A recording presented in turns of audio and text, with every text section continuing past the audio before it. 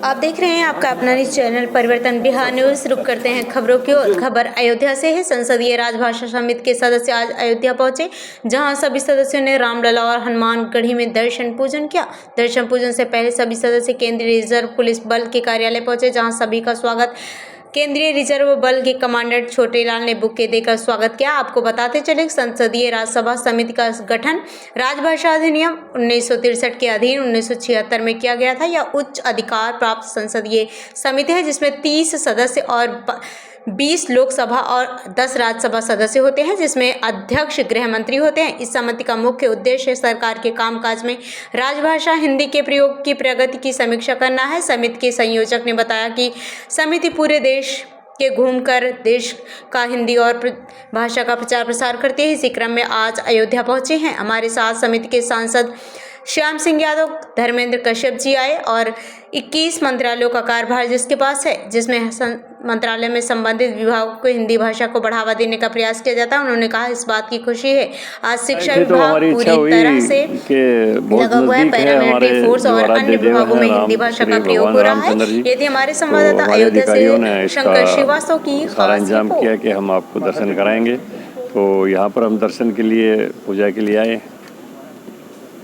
अपने माध्यम से एक बहुत बड़ी शुरुआत है। दास्ता के चिन्हों को बहुत पहले मिटा देना चाहिए था, और लेकिन एक देश का दुर्भाग्य रहा है कि 1977 तक तो देश की राष्ट्रीय राजधानी दिल्ली की सड़कों के नाम भी Curzon road, Clive road, Hastings road और ये बाबर रोड ये चलते रहे।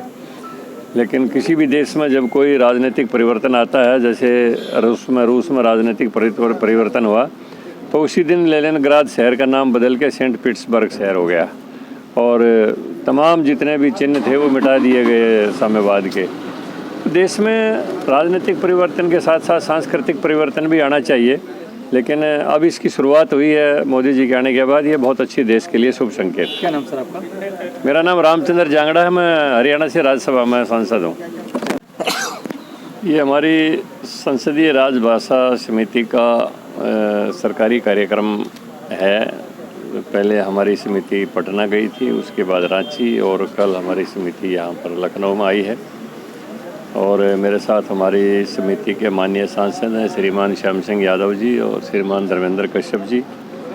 और हमारा जो समिति का प्रथम समिति मेरी है ये, तो इसका मैं संयोजक हूँ। तो 21 मंत्रालयों का कार्यभार हमारे पास है, जिसमें हम पूरे देश में उन मंत्रालयों के नियंत्रणाधीन जितने कार्यालय मुख्यालय हैं उसमें राजभाषा का हिंदी का कितना प्रयोग किया जा रहा है।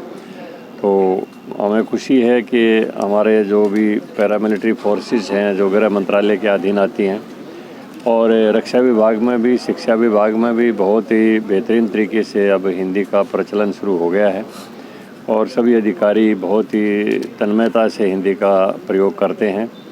तो अब देश में अमृतकाल का महोत्सव मनाया जा रहा है। आज 75 साल आज़ादी के बाद पूरे देश में बहुत पहले हमारी राजभाषा हिंदी का प्रयोग शुरू होना चाहिए था, लेकिन मैं उन कारणों के ऊपर नहीं जाता। लेकिन जब से मोदी सरकार आई है, इस ओर विशेष ध्यान दिया गया है, और पूरे देश में संपर्क और संवाद की एक ही भाषा हो, ताकि भाषाई एक रूपता आने के बाद राष्ट्रीय एकता और अखंडता का भाव जगे। इसके लिए समिति पूरे देश में प्रयासरत है, और इसमें बहुत अच्छी सफलता हमें मिल रही है। किस तरह से आप यहाँ पे बोल दीजिए सर, कैसा रहा? नहीं, बहुत अच्छा है। ये एरिया बहुत अच्छा डेवलप हो रहा है, और हम लोग अपने हिंदी राजभाषा के दौरे पर आए थे, और ये जगह नज़दीक थी। इसको अखबारों में, टीवी में सुनते ही रहते हैं, तो यहाँ आकर के आज हम भी देखेंगे कि क्या यहाँ कैसा भव्य मंदिर बन रहा है, कैसा हो रहा है, और उनके दर्शन भी करेंगे। अब भाई कम से कम हिंदू तो है ना, तो उसके अब मोदी जी और योगी जी विकास के कार्य कर रहे हैं। अब क्या कर रहे हैं, कितना कर रहे हैं, ये हम अलग से जब पूछेंगे। आज हम दर्शन को और विकास को मिक्स नहीं करेंगे। बहुत बहुत धन्यवाद। श्याम सिंह यादव, सांसद लोकसभा जौनपुर। जैसा कि हम सबको पता है कि हमारे देश की मुख्य भाषा जो हिंदी है और हिंदी को बढ़ावा देने के लिए एक संसदीय राजभाषा समिति बनाई गई है जो कि हिंदी भाषा को प्रोत्साहित करती है और हिंदी में ही सब कुछ काम करने के लिए हम लोगों को निर्देश होता है। तो संसदीय राज्य की जो समिति है राजभाषा की, वो समिति के मेंबर्स यहाँ आज सीआरपीएफ के बटालियन में अयोध्या में आए हुए हैं और उनका मुख्य उद्देश्य यही है सूचना देना कि सबको बताना, आग्रह करना सबसे कि जितना ज़्यादा से ज़्यादा काम हो सके आप हिंदी में करें। और कई सालों से हम लोगों को हिंदी में काम करने के लिए बताया जाता है और दिन पर दिन हमारी हिंदी भाषा में काम करने की जो शैली है और जो ऑफिशियल काम है और भी काम है वो सब हम लोग कोशिश करते हैं ज़्यादा से ज़्यादा हिंदी में करने के लिए। उसी को जो हर साल एक बैठक होती है वो आज इस साल लखनऊ में हुई, उसमें समिति आई भारतीय संसद से और उनका दौरा यहाँ अयोध्या को भी हुआ। हम लोगों को भी उनके द्वारा निर्देश प्राप्त हुआ कि हिंदी में सबका काम संपादित लोग हैं और उनका नाम क्या है, कौन लोग आए सर? यहाँ पर जो लोकसभा के 3 सदस्य माननीय सदस्य लोग भी आए हुए हैं और उसके अलावा उनकी पूरी कमेटी है जो लखनऊ में रुकी थी, आज अयोध्या में आई है। और पूरी जो राजभाषा समिति की जो कमेटी होती है उसके सभी मेंबर तो नहीं आ पाए हैं, लेकिन ज़्यादा से ज़्यादा मेंबर यहाँ पर आए हैं।